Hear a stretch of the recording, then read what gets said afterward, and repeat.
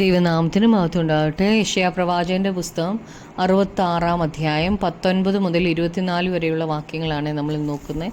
19 വാക്യത്തിൽ, ഞാൻ അവരുടെ ഇടയിൽ ഒരു അടയാളം പ്രവർത്തിക്കും, അവരിൽ രക്ഷിക്കപ്പെട്ട ചിലരെ ഞാൻ തർശീഷ് വില്ലാളികളായ പൂൽ, ലൂദ് എന്നിവരും തൂബാൽ, യാവാൻ എന്നിവരുമായ ജാതികളുടെ അടുക്കലേക്കും എൻ്റെ കീർത്തി കേൾക്കുകയും എൻ്റെ മഹത്വം കാണുകയും ചെയ്തിട്ടില്ലാത്ത ദൂരദ്വീപുകളിലേക്കും അയക്കും.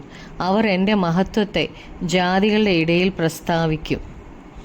ജാതികളുടെ പൂർണ്ണസംഖ്യ ചേരുവോളം ഇസ്രായേലിന് അംശമായ കാഠിന്യം ഭവിച്ചിരിക്കുന്നു. അതിനുശേഷം ഇസ്രായേലിൻ്റെ ദൈവത്തോടുള്ള ബന്ധം ശരിയാകുമ്പോൾ അവരെ ദൈവം അനുഗ്രഹിക്കും.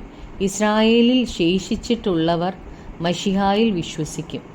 ലോകത്തിലുള്ള സകല ജാതികളിൽ നിന്നും ഒരു ശേഷിപ്പും മശിഹായിൽ വിശ്വസിക്കും. ബാക്കിയുള്ളവരുടെ മേൽ ദൈവം തൻ്റെ ക്രോധം അയക്കും.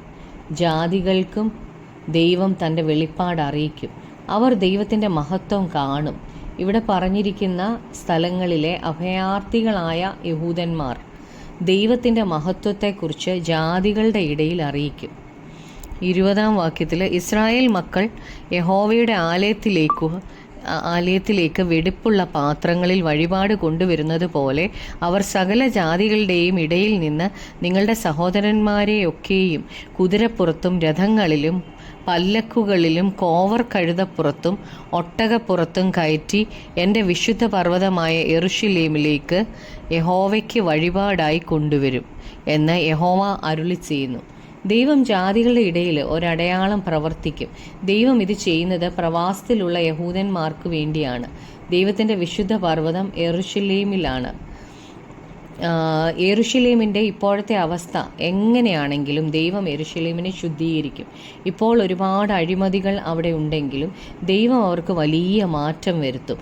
1000 ആണ്ട് വാഴ്ചയ്ക്കായിട്ട് ദൈവം യെരൂശലേമിൽ തൻ്റെ രാജ്യം സ്ഥാപിക്കും.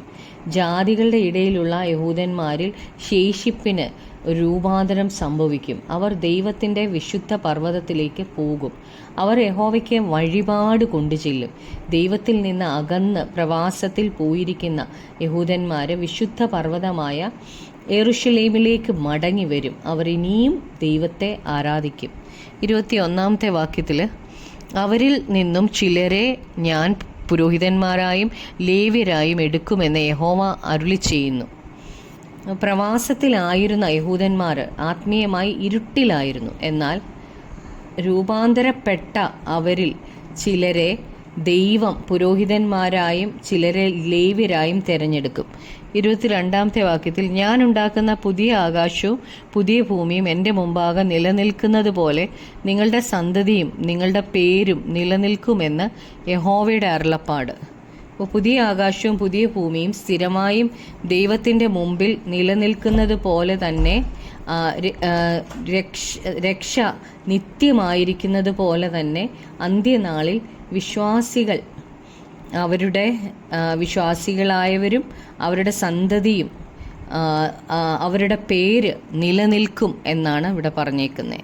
23 വാക്യത്തിൽ, പിന്നെ അമാവാസി തോറും ശബത്തു തോറും സകല ജഡവും എൻ്റെ സന്നിധിയിൽ നമസ്കരിപ്പാൻ വരും എന്ന് യഹോവ അരുളി ചെയ്യുന്നു.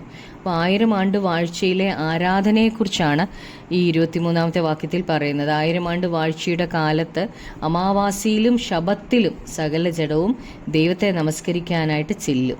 24 വാക്യത്തിൽ, അവർ പുറപ്പെട്ടു ചെന്ന് എന്നോട് അതിക്രമം ചെയ്ത മനുഷ്യരുടെ ശവങ്ങളെ നോക്കും. അവരുടെ പുഴു ചാകയില്ല, അവരുടെ തീ കെട്ടുപോകുകയില്ല, അവർ സകല ജഡത്തിനും അറപ്പായിരിക്കും. 1000 ആണ്ട് വാഴ്ചയിൽ പ്രവേശിക്കുന്നവർ ദൈവത്തെ ആരാധിക്കാനായിട്ട് വരുമ്പോൾ 1000 ആണ്ട് വാഴ്ചയിൽ പ്രവേശിക്കാത്ത ദൈവവചനത്തോട് മത്സരിച്ചവർ, ദൈവത്തിന് തന്നെത്താൻ ഏൽപ്പിച്ചു കൊടുക്കാത്തവരുടെ ശവങ്ങൾ ഇവർ കാണും. 1000 ആണ്ട് വാഴ്ചയിൽ പ്രവേശിക്കുന്നവർ ഇവരുടെ ശവങ്ങൾ കാണും. അവർ ദൈവവചനത്തെ സ്വീകരിക്കാഞ്ഞതുകൊണ്ട് അവരെ കെടാത്ത തീയിലേക്കും ചാകാത്ത പുഴുവും ഉള്ള നിത്യനരകത്തിലേക്ക് അവർ തള്ളപ്പെട്ടു പോകും. അവർ ദൈവത്തിൻ്റെ രാജ്യം ആഗ്രഹിച്ചില്ല. അവർക്ക് അവരുടെ വഴികളിലും അവരുടെ ഇഷ്ടങ്ങളിൽ നടക്കുന്നതായിരുന്നു താല്പര്യം. അതുകൊണ്ട് സകല ജഡത്തിനും അവരോട് അറപ്പായിരിക്കും. ദൈവവചനത്തിൻ്റെ സത്യങ്ങൾ അറിഞ്ഞ് അതിൽ നിലനിൽക്കുന്നതിലൂടെ നമുക്ക് ദൈവരാജ്യത്തിന് അവകാശികളായി തീരാൻ കഴിയും. നമുക്ക് പ്രാർത്ഥിക്കാം. കർത്താവെ, അങ്ങ് ഒരുക്കുന്ന പുതിയ ആകാശവും പുതിയ ഭൂമിയിലും ഞങ്ങൾ പ്രവേശിക്കുവാൻ തക്കവണ്ണം അങ്ങയുടെ വചനത്തിങ്കിൽ വിറയ്ക്കുവാൻ, അങ്ങയുടെ വചനത്തെ കർത്താവെ അനുസരിച്ച് ജീവിക്കുവാൻ ഞങ്ങളെ സഹായിക്കണമേ. പരിശുദ്ധാത്മാവ് ഞങ്ങളെ അതിന് സഹായിക്കണമേ. യേശു ക്രിസ്തുവിൻ്റെ നാമത്തിൽ തന്നെ ആമേൻ.